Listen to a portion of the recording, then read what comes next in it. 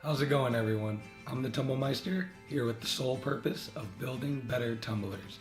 In this video, I'm going to give you guys the 5 most important tips for improving roundoffs, and we're starting now.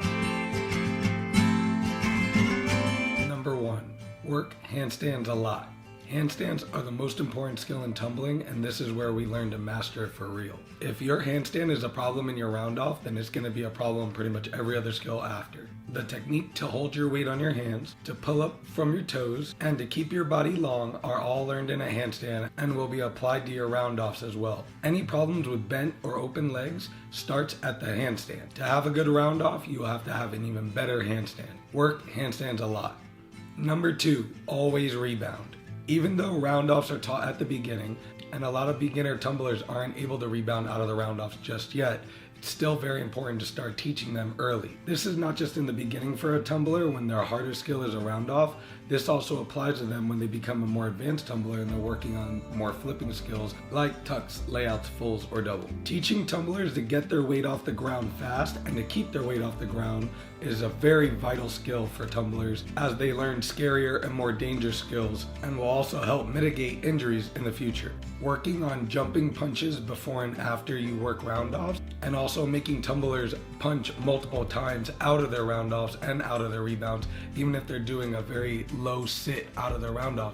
Making them try to stand up and then do multiple punches out of it is a great way to start building the good habits for a very powerful roundoff and very good rebound. Your tumblers will thank you when they start working on their flipping skills. Number 3, focus on the up parts and not on the down part. When you're working on roundoffs, it is a beginner skill, and the biggest problem for beginners is being very heavy or allowing too much of their body to fall towards the floor. As you work on your roundoff, you don't want to focus on the parts that are going down because gravity is always working on you, so therefore you got to be fighting gravity all the time. After your lunge, when your hands start going towards the floor, you want to focus on your back leg coming up and getting into that handstand, as we said earlier. When the feet start coming down after the handstand, you want to focus on starting to hollow up and start trying to get the body weight off your hand so that you can start pushing off your fingers and again start improving your ability to get into a more powerful rebound. If a coach teaches this to a tumbler early and a tumbler applies this early in their tumbling, they start developing a very natural flow and float to their tumbling,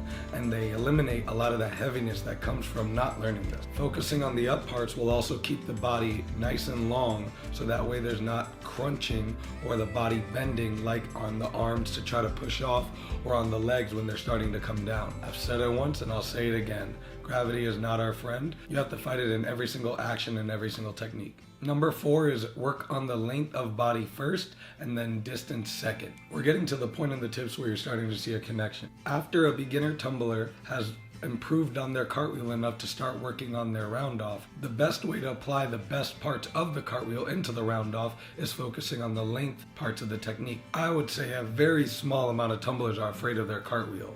So working on cartwheels often is again another way to apply a lot of that length technique that you want in the roundoff. A roundoff is basically connecting the best techniques of a cartwheel and a handstand. Sometimes when there's too much focus put on a roundoff, this is where you see tumblers have a lot of bendiness and a lot of focus on power being put into their roundoff instead of a lot of length and timing in their roundoff. There shouldn't be any forced parts just yet. Our roundoff will become the first skill that we turn into a tool, and therefore we want to be able to master every little piece to the point where we don't have to think about them anymore. Skipping over parts will only just make connecting skills like our back handspring and our flipping skills like our tucks, our layouts, our fulls, and our doubles way harder. If you're throwing an 8 roundoff, it's going to be very hard to throw a 10 out of 10 pass when you're starting with that skill, not at a 10. Too much focus on distance can actually make a body too long and start making the body very heavy once again. If they're trying to go out to a certain extent, then that body's going to start falling. I like my tumblers to have a focus on the body. Once it starts going down, the next part should be on the part that's going up next. Keeping that flow upward will not only help the tumbler start getting a lot more natural power without having to force it, but again will help keep their body nice and long so that there's not any of those technical errors or bendiness when they start going into back handsprings. Number 5, drills, drills, drills. If you know me as a tumbling coach, you know I'm actually not a very drill-oriented coach. But out of all the skills that I say you should be doing a lot of drills on, roundoffs are probably number one, if not number one. As a beginner tumbler, there are so many important parts in a roundoff that you're going to be using for so long that it's important to just start learning them as well as you can early. The lunge, reaching, pulling with your back leg, connecting your legs together, keeping the focus on your toes, keeping your body long. All of these are important tips that you're going to learn all the way into your twisting skills and double flipping skills. Isolating these and putting them maybe in pairs will help you get a better focus on not just how each part works, but how they connect so that you can have a better flow in your tumbling. If your roundoff has 100% flow in it, it is ready to start connecting anything else with it. Most of the problems and fears in a tumbler's advanced stages come from their beginner level of tumbling